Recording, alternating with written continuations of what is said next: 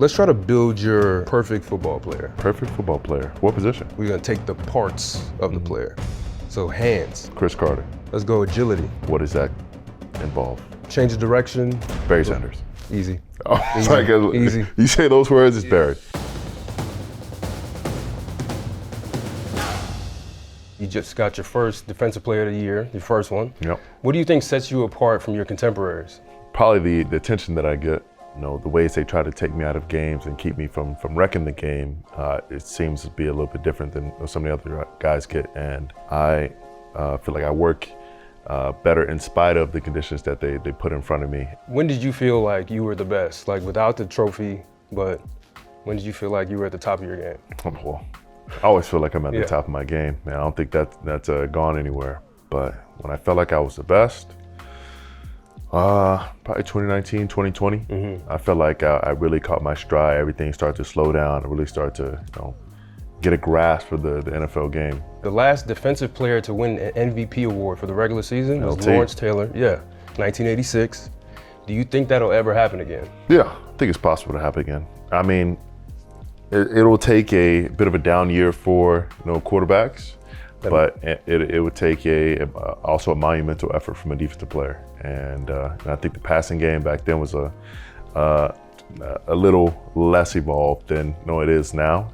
20 plus sacks, forced fumbles, fumble recoveries, maybe like a team success too. Probably. Yeah, that team success. It would be hard to take it away from a guy like that. Might be the guy. I'm not saying I'm not. There you go. So speaking of LT and past generations, our partners over at Lids have debuted a NFL Retro Series. Okay. And they've got a gift for you. Oh, these are tough. Yeah, they're nice. They got your initials on the back. Yeah, with the MG, okay. There you go, yeah. Custom made. 46, you know what 46 stands for? Was that the first year of the NFL? Yes, sir. That's it, right? Yes, sir. Won a championship not long after that. Yeah, that's right. You got there. They're all nice. Shout out Lids, looking out. Appreciate y'all. Let's jump right into some of the moves that you've made in the past couple of years. You're a fixture in Cleveland, particularly with the Cavs. You've been seen courtside. You were in the Celebrity All-Star game when it was in Cleveland. Yep. And then you suited up for the Cavs in Summer League.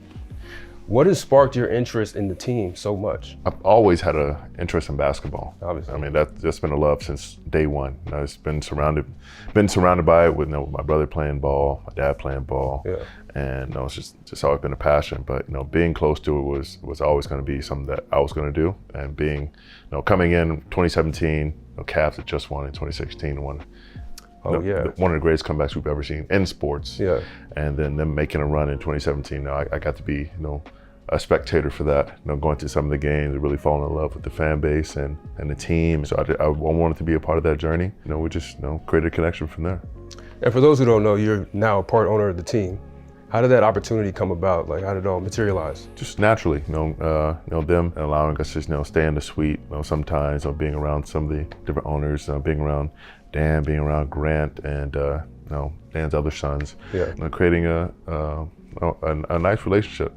They've been great hosts and friends to myself and my family, and it just materialized naturally over time. It's always better when it's face to face, it's personal, and it means something. You also have ownership in a pickleball team? I do. Yeah. Awesome. So you have any other future aspirations in terms of owning teams?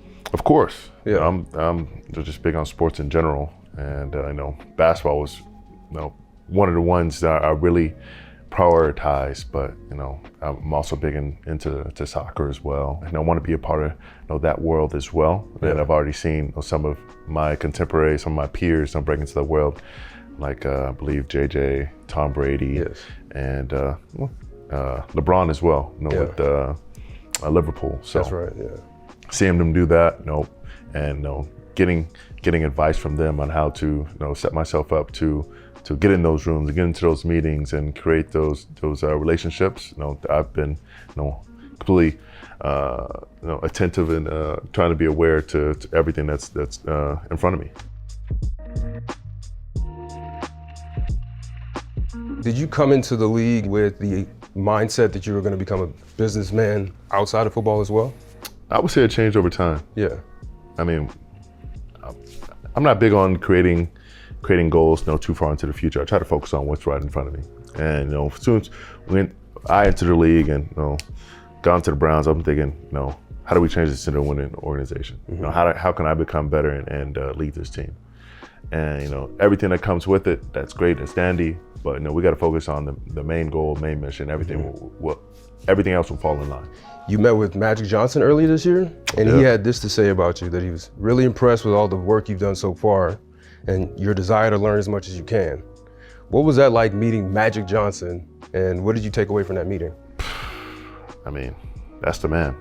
And in LA, it doesn't really get bigger than that as far as royalty out there. And for him to say that, I'm really grateful for those words, and I'm really appreciative. And continue to try to learn from him, from the moves that he makes, and the way that he works with the people around him, and then the way he treats them. So just trying to follow in his footsteps, business-wise, and hopefully career-wise as well. You also became an equity partner in Municipal Sports Gear with Mark Wahlberg. Yes, sir. What was it like meeting him? He works his behind off like he has nothing, and that's how we should all carry ourselves. Also found out my man loves golf. If anyone didn't know him, he's obsessed and he's competitive as hell. Yeah. And once I get into the golf game, he'll be the first guy I go after. Oh yeah. So you have all these connections to like the biggest names in this realm, including being signed to Klutch Sports. What drew you to Klutch Sports over other agencies? Some personal relationships that I'd already had there. Shea Lau Shebekin, Nicole Lynn. It seemed like the perfect opportunity, perfect synergy. And so us being able to create this team was, I think it was great timing. It is great timing because in recent years, Klutch Sports has expanded they're mostly initially known for being in the basketball realm, but now they've expanded into football with you being one of the bigger names that they have under their umbrella. Yep. How do you feel like you contribute to like sort of a rebranding of Klutch Sports? Want to be that face of Klutch football, being that guy who they look to as not only for advice, but it's like he did it the right way. Yeah. And he's really still continuing to pave the way. It's year 8 and he's grinding like it's year 2. On the topic of LeBron, how does his workout game measure up with yours? We worked out a couple times, but we're on 2 different schedules. And so it's not like he doesn't work on those explosive workouts anymore. There's just more measured. He has to continue to have that explosiveness, getting up and down the court, exploding to the rim. That first step that that few other can match or surpass. All those things he has to work in moderation, but he has to work more on the longevity now. Work on managing his body and maintaining his body, and during the time that we worked out, I'm in my off season, he's in his off season, but I'm just starting to ramp up, and he's still in a time where things just cooled down. Did y'all like compete at all in the workouts? Like who can hold a plank longest? I know he does some unorthodox like workouts with the ladder joint. Yeah. Fortunately, there was no ladder where we were at, because he doesn't like the ladder, neither do I. But I'm also not gonna let him beat me on the ladder. There you go. But when we did do landmines or squats or stuff like that, it's like he's an older man. Yeah. I'm not gonna let no older man beat me on whether it's doing weights or push-ups. I'm gonna do a couple more. I'm gonna do more weights, more reps, whatever it is. I can't let the elder statesman get me. You like to play basketball. Did y'all get on the court for a little bit? No court there. No court there. Have you played them at all? No. I hope to. Yeah. Hope to soon. Don't tell my organization this, but I mean, how can you pass with a chance to play with one of the greatest basketball players of all time? Yeah. It's very well known how serious you are about taking care of your body, and it's only gotten more intense over the years. Can you talk about your approach to wellness specifically and what being healthy to you really means? I mean, being healthy is a multitude of things. Getting proper amount of sleep, proper nutrition, being physically active, but also mental wellness as well. Being in the right state of mind, positive self-talk, keeping great company around you, and allowing them to elevate you and not detract from what you're aiming to do. And keeping like-minded people around you who can continue to progress you towards your goals and you as a unit, flourish together. So do you impart that knowledge on your teammates as well? Absolutely. Always supposed to have one goal. It hasn't changed. Last year is gone. Whether we had success last year in this phase, or whether defense, was supposed to have a great year, historic year. At the end of the day, we ain't leave the season with a chip. So we have to continue to find a way to be even better. I believe you said that you're trying to encourage people to be their best selves and live their best wellness lives. Can you speak to that about, how that can be made accessible to everybody? Well, I believe that's the mission statement for Municipal. Being your best self, and showing you that athletes aren't just the people you see running up and down the field of the court. They're athletes everywhere. Full nutrition, Wyatt Kea, continue to fill your body with the right things. Make yourself feel better. Once you feel better, you start thinking better. That's the positive self-talk that continues to help you stack those days. But keep those progress reports. Keep those receipts. 1 month, 2 months, 3 months. And continue to check on them. And you see how that positive self-talk takes stress off you, helps you work harder.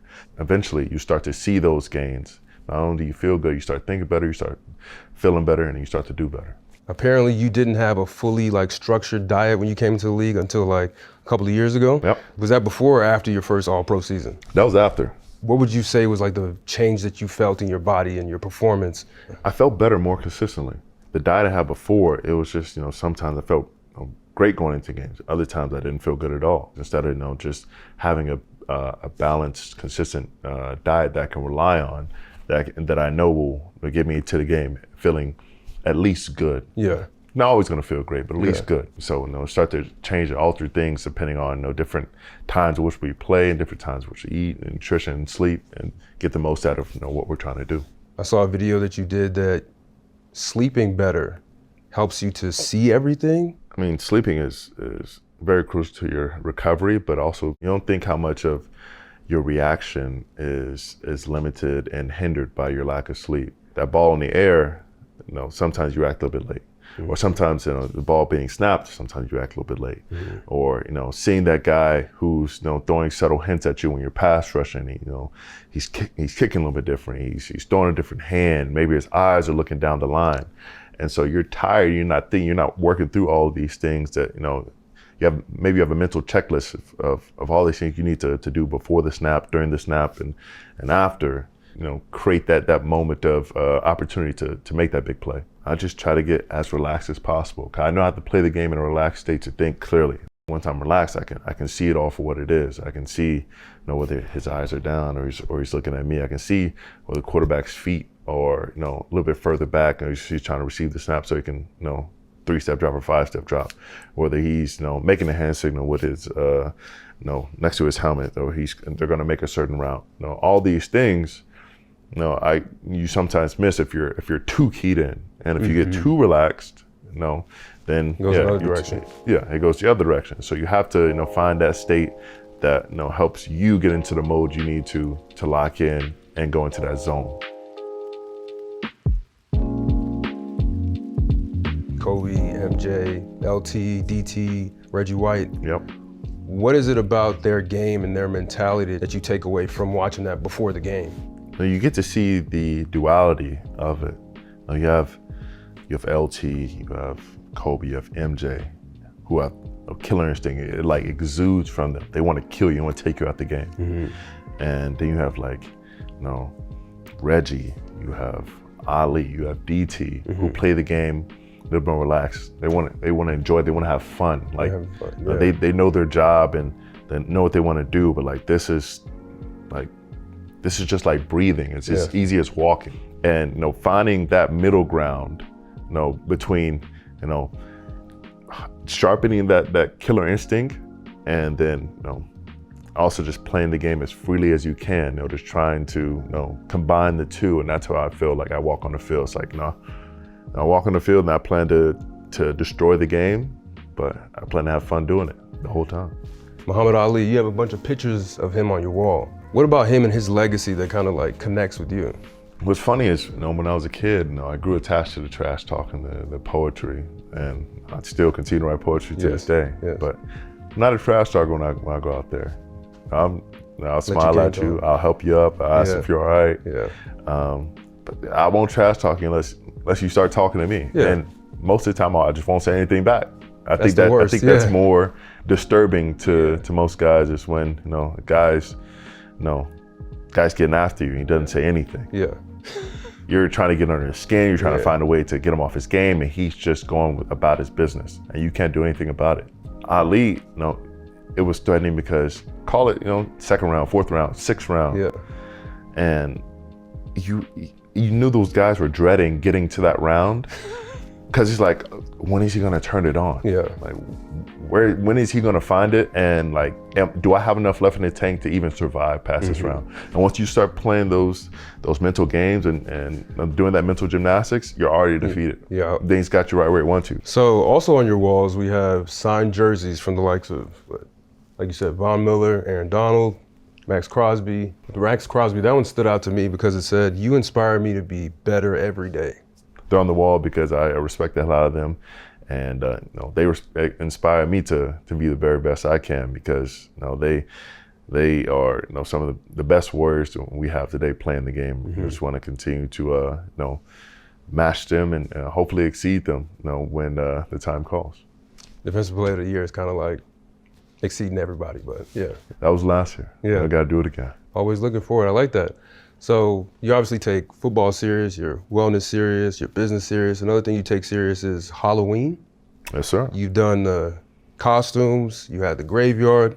And speaking of the graveyard, how'd you come up with that idea? Like, is just Myles being creative, or? Somehow I came up with the graveyard, just sitting in the car, just sitting, listening to music and thinking, and the sack reaper came up, slaying quarterbacks, and then like the reaper the graveyard came with it. Yeah. This year, which can't give you an idea yet, but will be definitely another fun one. Is there anybody that you want to add to the graveyard, if you were to do it again, that you haven't gotten to, that you haven't sacked yet? No, one guy I didn't get, I only got one opportunity to get, was Drew Brees. Oh yeah. Yeah, I wanted to get him. Still believe because I didn't have my headband that game. Speaking of your other interests, just looking at your house, you've got Dragon Ball Z figurines, a dinosaur head upstairs. Yeah. You have a love for anime, Stranger Things, so many varied interests. You're also learning Japanese. Mm-hmm. Having experienced being over there for a while, just the way their politeness and the mild manneredness. The other part of the culture, once you see Tokyo, you see it so business oriented, and people are just grinding and working and blue collar, and then they also just know how to wind down and have some fun, how to just unwind and just relax. But anime has been a part of my life since I was a child. Even before I knew it was called anime. Yeah. Cowboy Bebop, Dragon Ball Z, Trigun, Sailor Moon, Rurouni Kenshin, and like Naruto. Even Power Rangers is Japanese. Yep. Nobody wants to say that they're watching it, but everybody's watching it. What's different about this? Yeah. You wore number 15 in high school. Mm-hmm. You wore number 15 in college. Yep. And the NFL loosened up restrictions on numbers. No 15? I feel like I had already made 95 my own. 15 was for the amount of sacks I wanted in high school, amount of sacks I wanted in college. Did that. I've already had 15 in the NFL. So you got 95 yet? We're creeping up on 95 now. So we passed that, Maybe we'll go back to 15 after 95, Kobe's situation with 8 and 24, 23 and 45. So all the greats have done it, all the greats have done it. LeBron 23-6. Once we creep up on that and we surpass that, maybe things will change. We're gonna switch it up a little bit. Big NBA fan. All-time starting five. Go. Steph. MJ. At the 2. Bron. Bron at the 3. Okay, first, I want to preface this from Dallas. Yeah, I was gonna say. I love Dirk. Don't say you gotta stay loyal to your city. You can't. Well, My city's Cleveland now. Anderson Varejao. I'm not gonna be disloyal by going Timmy D. Okay. I'm gonna go neutral by going Kevin G. Okay. Yeah. Yes, sir. Yeah, KG. yeah. And as a 5, one of my favorite players of all time, the Dream Shake himself, Thank you. Hakeem. I'm from Houston, so I appreciate that. Okay. Yeah, let's go. I see you. Yeah. So give me your 5. Dream at 5. Dream. I like the beauty of the game. Talk to me. So at the 4, I would actually go Shawn Kemp. Shawn Kemp. Growing up, Tough. loved watching the Rain Man. He had the flash, the flair. He did. He was great. Okay. At the 3, so my team is a little different. It's Dream top 5. That have to be the best top 5. Yeah, it doesn't have to be the best Dream team, top but I would watch them. Ron Artest, Meta World Peace at the 3. Meta at the 3. I love the way he approaches the game. He's the dude that you hate to have to play against, but you love having if on you your have him team.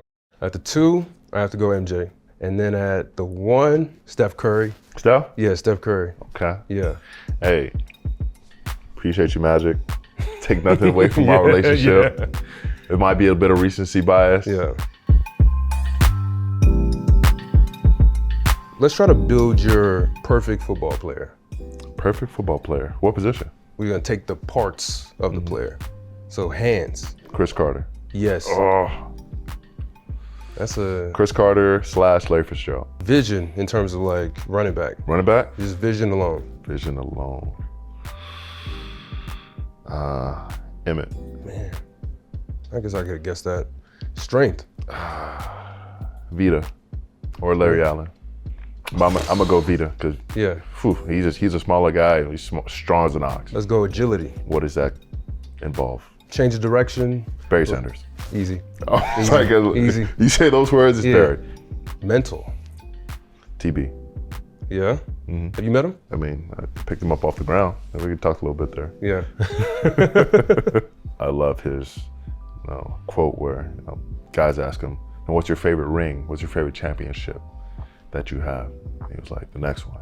He's not focused on any of those past ones. That's gone. Yeah, you That's got too many of them. That's past glory. Yeah. We're working towards the next one. We don't have time to look at the roses. And that's a good segue into the next thing.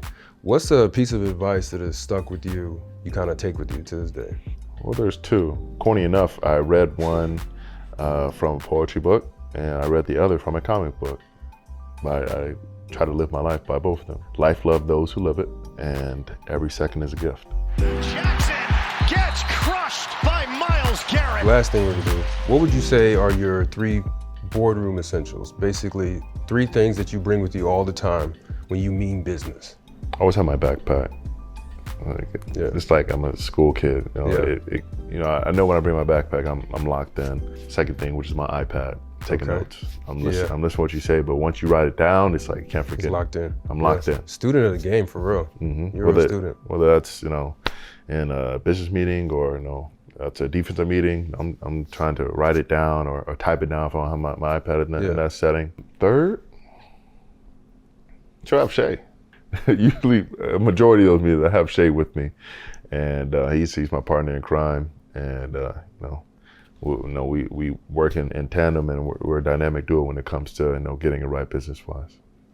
Well, Myles, I can't thank you enough, and it's been an honor for me. And I really appreciate it, man. Thank you. Sir, the pleasure's all mine. Yes, sir. Woo. Yes, sir. Myles, can you teach Gabe something in Japanese? Boku no name wa Gabriel. Boku no Name wa name wa Gabriel. Gabriel. My name is Gabriel. Yeah. Let's start. That's a good start. My brother was stationed in Okinawa for a long time, but he's teaching me a bunch of bullshit. So I appreciate that.